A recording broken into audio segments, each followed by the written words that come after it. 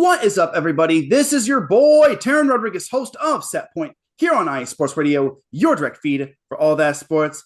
And with me, I have another guest or guest when it comes to me recording every team that made the NCAA men's volleyball tournament and interviewing them. So with me, I have St. Francis men's volleyball. So, gentlemen, please introduce yourselves. Coach Rumbaugh, Rummy. We have Nathan Zini. Brady, Stump. Sam Wade. Awesome. Well, that is great. Pleasure meeting you guys for the first time in terms of like camera, but I'm hopefully, knock on wood, we'll be seeing y'all at Long Beach State. I doubt anything will get in my way, but I digress.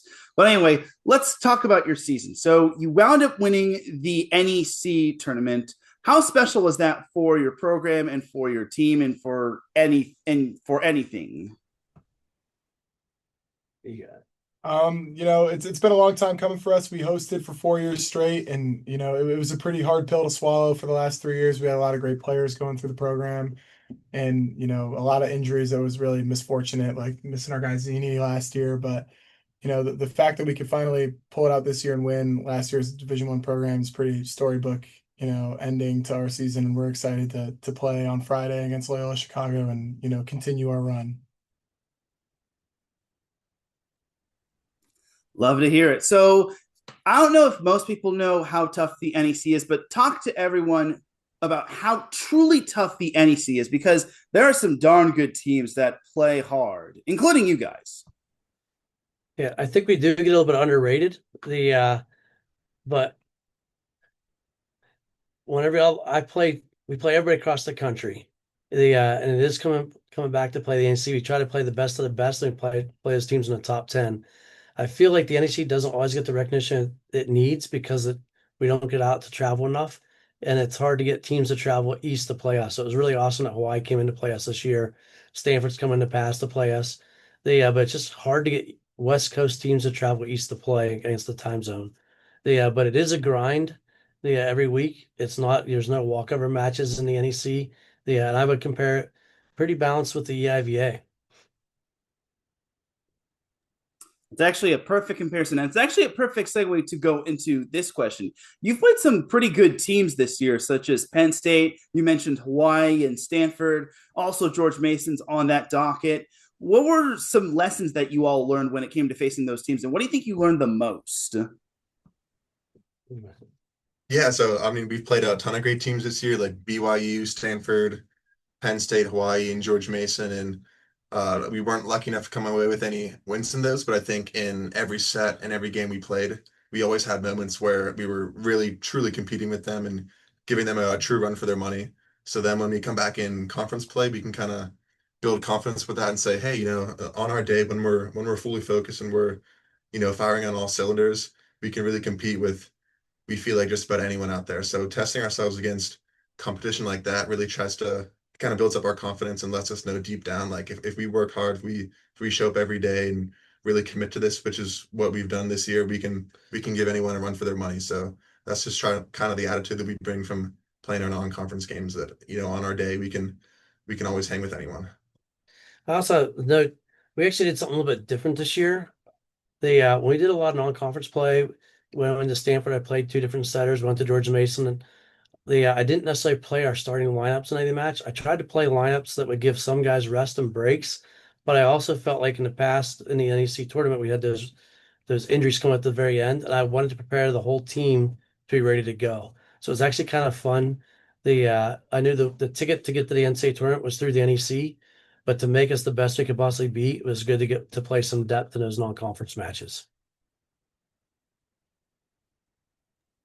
And how could I forget about BYU? That was your first two matches of the season, so that's my bad for forgetting BYU. But let's jump to the NEC. So I have to rip the Band-Aid off with this question. You did suffer a couple of losses to the likes of LIU and Manhattan.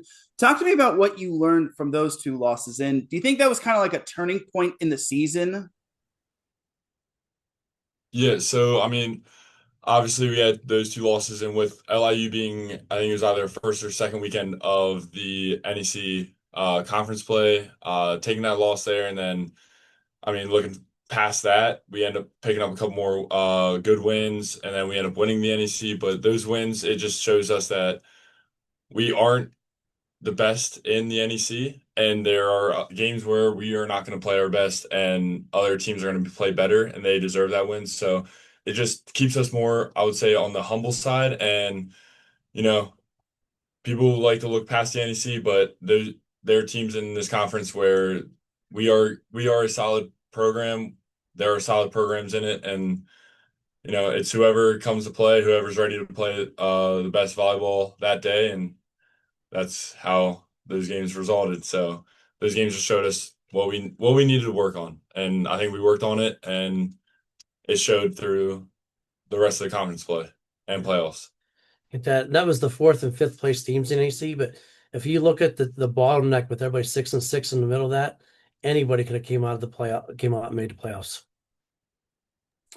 That's actually a good segue to go into my next question. The last week of the NEC play was actually what decided it all, whether it was you all being conference champs in the regular season or making the conference tournament as a whole. This is mainly a question for Mike, and you players can chime in. Do you think this is the most deepest and most balanced the NEC has been? Because Damon was actually, if I recall correctly, they were chosen to finish first in the NEC coaches preseason poll. Yeah, I think we might have underestimated the two new teams in Maryland Eastern Shore and Manhattan. They did a really good job in recruiting, bringing in talent, and with the transfer portal, they were bringing in some older guys to balance them out a little bit. But I would say the bottom was way higher this year than ever before. But the top was still pretty good, and it was at the level it's normally at. Absolutely. And yeah, that was a crazy final week of the regular season. UMES wound up winning out, and I do feel bad for Manhattan and Damon because they were on the outside looking in. But that's just how the ball bounces, and volleyball is a business sometimes. Sometimes it's tough.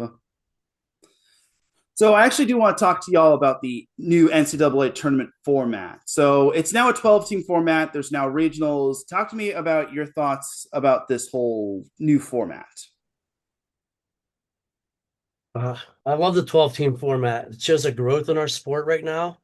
I love this pod system, the way it's going to work out, and then have a true Final Four in the very end of it. But even looking up the matchups, I like the fact that we get to go to Long Beach and we get to play Loyola and Shane and bring his crew.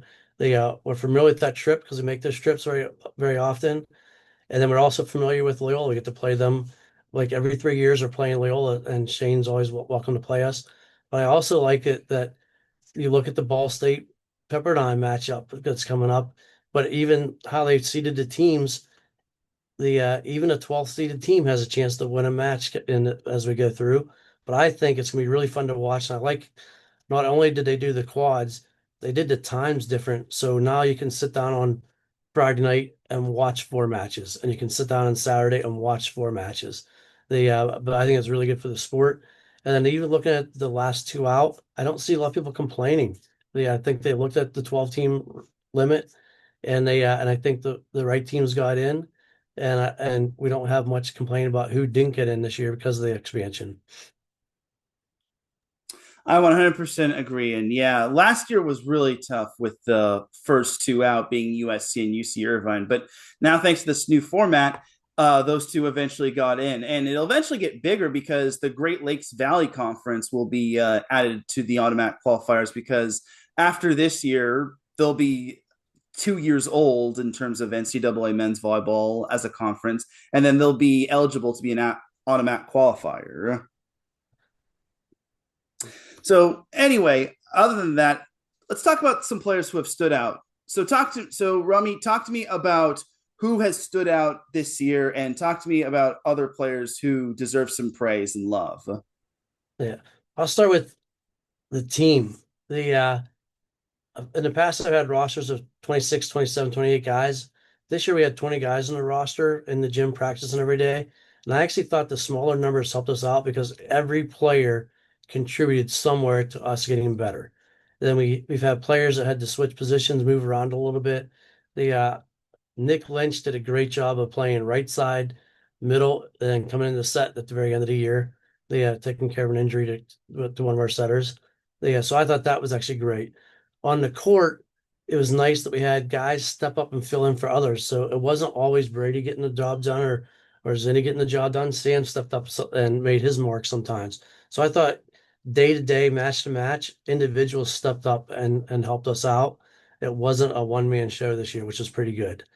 But the battles we had in the gym, deciding who was going to be the starting setter was a battle, and it made both those guys better. And I think Kyle Charles is doing really really good now because he was pushed earlier. The Rich Kaminsky is the libero. I think he's one of the best passing bros in the game right now. But he was pushed by two freshmen to try to make him better. And I thought those battles helped us out all the way along. And I think our unsung hero was Cole Dorn.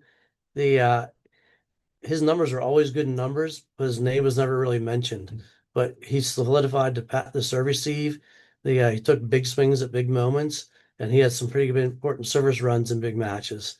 And then with our two middles, the never did they get a weekly award, which kind of killed me. But I believe Sam led the NEC in hitting percentage, and Gall was up there. The And I think because of our serving game, you don't see the block numbers because we have so many aces that those guys don't get the opportunity for the block numbers. But I thought this year was a really solid team. And I was glad to see Zinni come back after injury. If we had a comeback player of the year, I think he gets that award. And I'm really proud of Stump, being first teamer, and could have been one of the guys who could have been player of the year. Now that you mentioned Brady, I remember last year, unfortunately, Brady got hurt in the NEC, I think, semifinals, and he unfortunately had to miss the finals. Is that correct? The last year it was Andrew Deerdorf that dislocated his Oh, ankle in the semifinals, but Brady was the guy that was in an automobile accident the year before that and had his legs broken up pretty good. So his sophomore year was the year he missed the NEC tournament play. But he's back and those legs are working now, and he's flying high and hitting hard. okay, got it. So, yeah, that's my bad. So, yeah, but it seems this is a question for the players. It seems like you guys have risen above adversity no matter what it's thrown at you. Talk to me about how you all are able to overcome that adversity and what kind of is your mindset to overcome that. Yeah, I think if you look at it, you try to view adversity as a privilege, right? I mean, you just got to realize that nothing worth having in life comes easy. And after 3 straight losses in the championship, we had to kind of come together and say, you know what, this is not going to be easy, and we have to embrace the fact that this is going to suck. I mean, this is going to take a lot of hours in the gym, a lot of hours in the weight room, a lot of hours coming in working on blocking moves, a lot of hours digging balls, coming in working with the setters, trying to find that connection, and just embracing the fact that when we go out there on Friday and Saturday night this past week, that we don't expect it to be easy. We want to be in a battle and we want to be tested. And I think one thing that we did really, really well, especially on Saturday, was when we lost that second set to FDU. I know me personally, I'm sure these guys here to the right of me were probably thinking, oh no, is this similar to last year? Is it similar to 2 years ago, 3 years ago? But we just had to come together and take a deep breath and say, you know what? We trust the work we've done this year, and we're going to get everything we got. And if it doesn't work out, it doesn't work out. But at the same time, if you really pursue something, it does work out sometimes. So I think we came together and we really believed in the guy next to us and played for something a little bigger than ourselves as a last year Division I program here. And I would say I'm 100% confident that every person on our team gave it everything they had on Saturday night.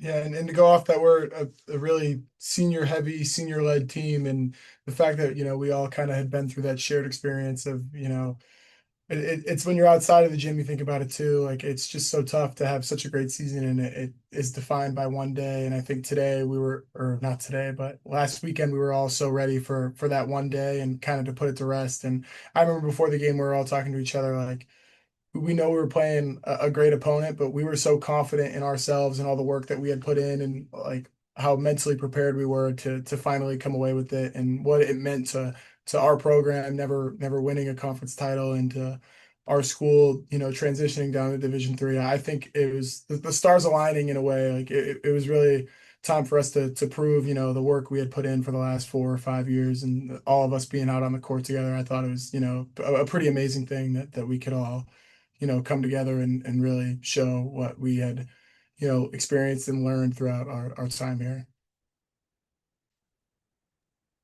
I love it. Teran Rodriguez of Set Point on IE Sports Radio with St. Francis men's volleyball. So this is actually a question for Rummy. You've coached for 28 seasons at St. Francis, right? Correct. Who have been some of your favorite coaches you've liked to coach against in terms of the NCAA men's volleyball level? Yeah, actually some good mentors that have been out there. Joel Walton from Ball State, Pete from Ohio State, and Mark Pavlik from Penn State. They have been kind of the mentors that helped me through things, and it was fun learning from those guys. It was fun getting first victories against all those guys and how they treated me after I finally got one on them. And I tried to do the same thing down the road. I'm really looking forward. Love playing against Shane. I think Shane is one of the best, smartest coaches in the game right now. And it's gonna be fun playing against him.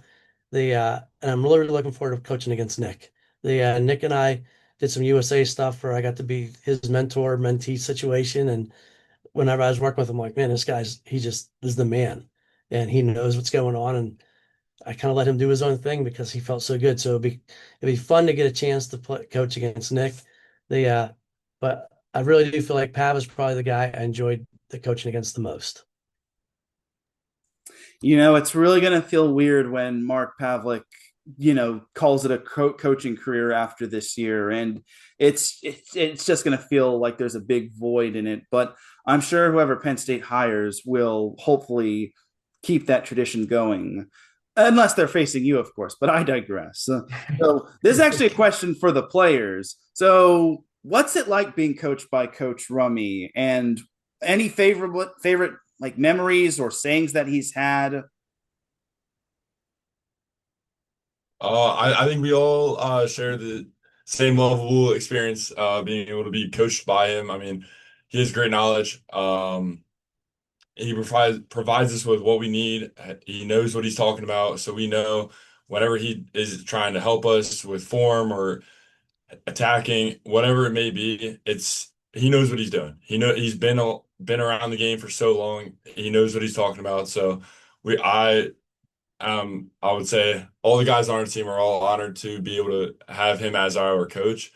Just because, I mean, once you're around the game for so long, it makes it very easy for where you just pick up on things like nothing else. And I think he does a great job. I think he does a great job getting what he's trying to say. I think he gets it across. And I don't know. I think I would not honestly rather have another coach us. So I think he fits, and he also shapes us for the program that we have formed. I think he does a great job with our team morale and the way that we respect each other on the team.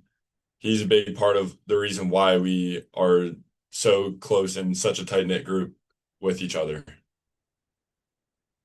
Yeah, I met Rummy through the USA program, and having the trust that he's one of those coaches there was a thing that led me to come here. But I do the Q&As with a lot of the recruits that come in here, and something that I always say about Rummy and Scott, both of them, is that they treat us like men, and that's something that I appreciate. Is that they're not trying to make us into great volleyball players only, but also into great men that know how to treat a woman correctly, that know how to show up on time, that know how to treat people with respect. And that's something that I think has been emulated through our program, since my freshman year and then up until now. I think it's just a great thing that Rummy teaches us, how to be good men. And that's something that is, I don't think you find everywhere. So that's something, regardless of what level we're playing at, Division I or Division III, I think that's a huge recruiting pull for any kid that's coming into college, is how to really grow up being here. Beautifully said, gents. So I actually have a question for any of y'all. Were there any funny stories or memorable stories when it came to like road trips or game days or anything of that sort? Nate, tell me any funny stories throughout the years or this year. Nothing particularly jumps out here, but I know one thing that, at least from a St. Francis perspective, that we do kind of like a little different than the women's program, is we always like go out to eat at different restaurants, and go to different coffee shops or stuff like that. Like we don't just kind of like sit in the hotel. So I know like personally a lot of my favorite memories have been trying different restaurants on away trips. Maybe sometimes people didn't like them or they were I can remember a handful that were maybe a little out of our price range that maybe Rummy wasn't a little too thrilled with, but I'm sure his belly was filled afterwards too, which is always happy. But I just love hanging out with the guys on away trips and trying different food and different restaurants and going to do kind of cool, fun things like we did on some sightseeing. I know we went to the World Trade Center Memorial my freshman year. There's some other things like that. We don't just sit in the hotel. We try to experience the campus and the life a little bit wherever we go. So I see in the background there's a picture that says SFU Long Beach, California. It's to the left of. Over here, 2010. Yeah. Yeah, so this is actually a question for Mike. Where was that from, and what was it like being in Long Beach? I believe that tournament was called the Active Ankle Tournament. We went there 2010. BYU, we played against BYU and Long Beach Air, and Penn State was on that same weekend that we were at that trip. And that was I think that was my first time in the pyramid, was that trip. And that's kind of when I started. And that's also kind of like when Hype let you come to this tournament, you knew you made your mark, kind of thing. So that was actually kind of a neat thing going to Long Beach for that trip. But that was a great group of guys too, and that was an EIVA championship match against Penn State that year. Also, Penn State got the better of us, but that's where that picture came from. But yeah, when we go to on these trips, I do like to see the ocean, and I kind of think let the guys see the ocean, put their feet in the sand, get to feel a little wet sometimes. But it is true what he said. When we travel, it's more than just volleyball. It's to have a good time and remember what volleyball has brought to you. Exactly. Yeah. Love it. So now let's fast forward into the present. So this week you all are going to Long Beach State. You'll be playing Loyola in the first round. Rummy said that Shane Davis is one of the better coaches out there, and he knows his stuff. What'll it be like to play a lot of those, a talented team like Loyola, which has a lot of good players like Jake Reed and Daniel Fabakovic, just to name a couple? Yeah, it's like strategy wise, first of all, we try to do our blocking schemes and you try to put two guys on their best guy or their best two guys. They have six guys that can all attack. So blocking scheme wise, it's going to be a little bit more difficult this week figuring out who to go after. They have serving scheme wise, they are one of the best serving teams, first of all, and that results in them being one of the best passing teams. So it's not like we can just go pick on one guy. We have to find our spots, hit our seams, and then kind of make good guesses and good predictions on where we think the offense is going to go. But with Loyola, they're so balanced and so tough, that it's going to be a battle all the way to try to get to that. My one big theme is if it can serve tough enough so we can actually dig a middle and block a pin, that would be my goal. But we have to see if we can put them on our heels first. Any thoughts on you guys? Yeah, I completely agree. They're a really big team. They're really physical. So, being able to slow them down on the defensive end, I think, if we have three very good passers back in our passing line. So I think if we're able to control them on the service end, we'll be able to compete with our offense going up against theirs. But I think the big theme for us will be, slowing them down defensively because they're just, really physical swinging in the front row. Not to mention they come out of the ever so tough MIVA, and the fact that they got an at-large bid out of that conference is really impressive because any team could have probably come out that conference, whether it was them, McKendree, Lindenwood, Lewis, Ohio State, the list goes on and on. So now that we're on the topic of California, I actually do want to ask you all this. Have you eaten at In-N-Out? And if so, what is your take on it? There's your story for you right there. I mean, of course, had to. Every time we go out, we got to at least make one meal out of In-N-Out. I think all of our opinions are pretty thought highly of it. Only issues. There have been times where we would walk in and there are maybe, 40 other people in there, and it takes our order maybe an hour to get done with. But I mean, I personally, I do like In-N-Out. I mean, it's nice and cheap, and the food's pretty solid. So I do like In-N-Out. I don't know about these guys, but I personally like it. I would second that opinion. I think, if I recall correctly, when we were at Stanford a couple months ago, I think I had In-N-Out 3 times Yeah, in 4 days, 3 times. maybe. I think these guys might have had something similar. So it's a great bite to eat it. We love it. I can almost guarantee you we'll probably have it one day out there. In my opinion, is the burger's pretty good and the fries need some work, but I like going. Love it. I love it. I love that. I love that little take right there. Teran Rodriguez, upset point on IE Sports Radio with St. Francis men's volleyball. Just a few more questions, then I'll let you go for the night. So, if I ever want to come down to Loretto, Pennsylvania, where are some good places to eat? This is a question for any of y'all. I mean, Okay.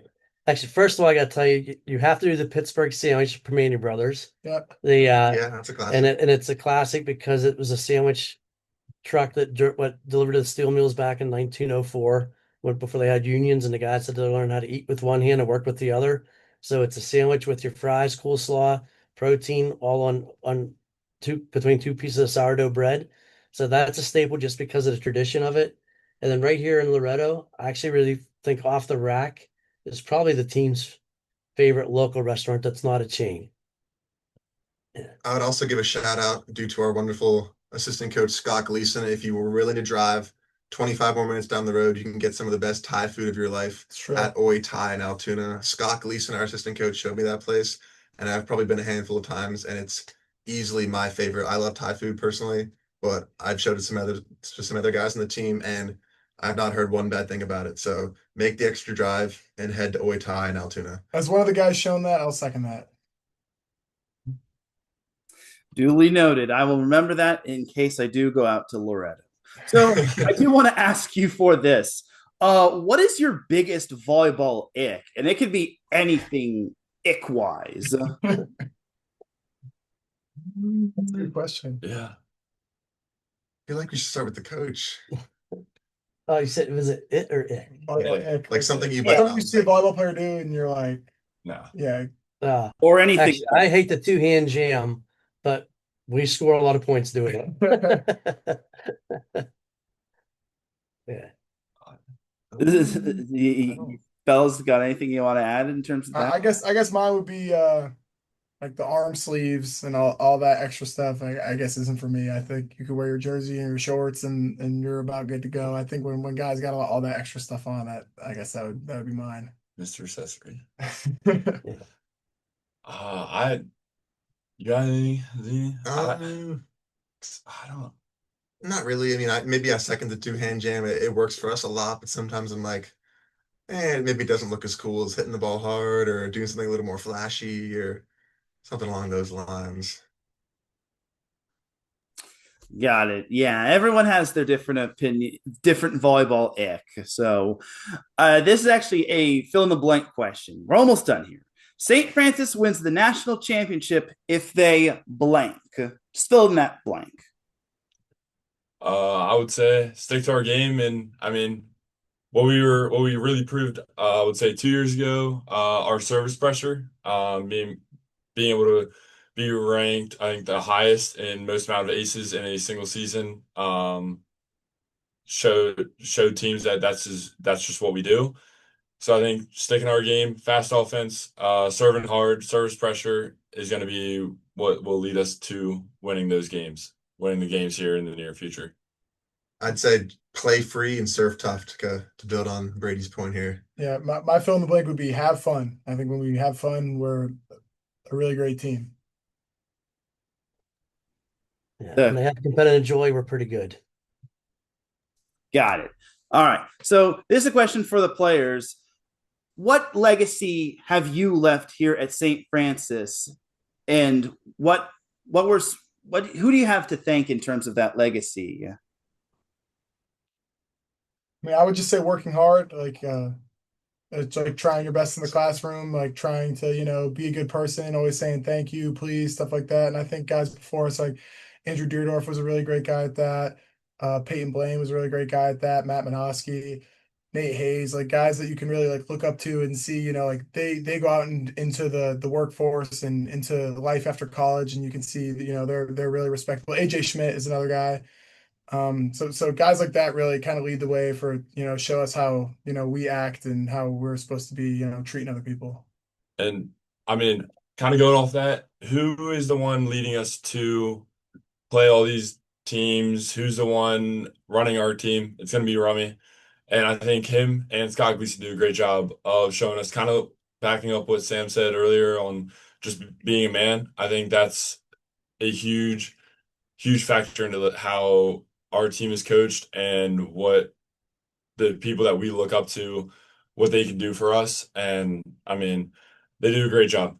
I mean, I'm not gonna repeat everything that Sam said earlier, but he said it, and they know how to coach us to be men, not only just volleyball players, but also what we can carry into after college. For sure, I totally agree with that. I mean, we've had a lot of guys come through the program that really love playing, and they still play, whether it's outdoor or overseas or anything like that. Like I can definitely second AJ Schmidt. I mean, AJ loves playing volleyball, and he only gets better and better. I think AJ is probably the best overall volleyball player maybe I know outdoor wise. Yeah. I mean, he's honestly like maybe 3 or 4 times better than he was even here. And he was a good player here, but he loves playing, and we still try to get better when I play over the summer with him. And special shout out to Peyton Blaine too, because he took me under his wing a little bit, helped with some defense and block work, and I'm sure I probably frustrated him many more times than he'd like to admit. But he's a great guy, and all the love goes to him for what he's helped me with. Yeah.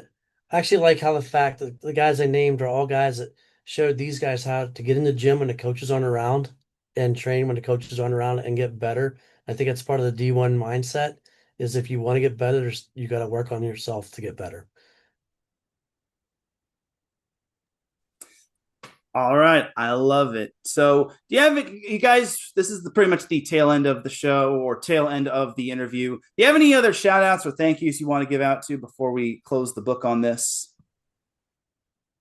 I mean, I personally would say all of our fans. I think whoever shows up, all of our close family and friends who show up to our matches, especially even though a lot of us are from Pennsylvania, but the ones that make those drives that might be a couple hours long, they show up, they come support, and I think that's a huge, huge part of what reputation that we do build is getting people here, getting people for our team to root for us, want us to win just as much as we want to win, being out there on the court. Yeah, definitely all the guys we mentioned. Me personally too, definitely huge shout out to my mom, because she's helped me so much, and no one makes it easier for me to chase my dreams than my mom easily. So she always deserves a shout out. And I would say all of our former teammates, all of us, fifth year and 2 seniors, I think a lot of the guys before us kind of built the culture and the reputation that, we were able to continue to build upon. So they made it easier for us to be who we are. Awesome. And Rummy, do you have any other shout outs you want to give or shall we? Yeah, actually, the way I look at the way my mom and dad raised me, and I think I treat these guys like the way my mom and dad treated me, and the fact that my wife had to deal with the kids a lot of weekends home alone with the kids and raising them up and taking care of me. But I think my wife deserves a huge shout out and where I am today. Well, listen, fellas, thank you for your time. I appreciate you all hopping on, especially since you all had your St. Francis banquet, I think, athletics banquet. Yep, the awards banquet just happened. Yep. Okay. So yeah, I appreciate you all hopping on. I look forward to meeting you all in person. And that'll do it for this interview. I'm Teran Rodriguez of Set Point on OATIZ Sports Radio. This is another one-on-one interview. I will see you all when I see you all. Thank you. Awesome. Thank you so much. Have a great rest of your day.